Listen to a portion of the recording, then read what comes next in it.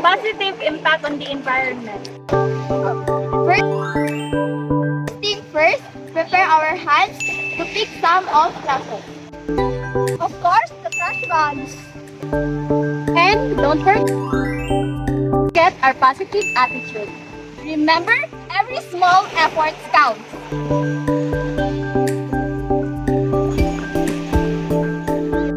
Look at this stunning view. As we're about to see, there's work needs to be done. Wow! Look at this beautiful coastline. It's hard to believe, and it needs our help. It's insane how much trash ends up in the ocean. But we're on a mission to change that. Let's hear some facts about the impact of plastic waste management on our marine life.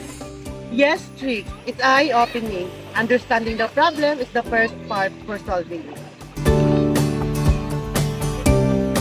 Did you know that plastics in the ocean can absorb and accumulate toxic chemicals? When marine life ingests these plastics, they will be exposed to harmful substances. And these toxins can then move up in the food chain, impacting larger predators, including us, humans. Also, dumping of large plastic items and debris can damage our marine habitat.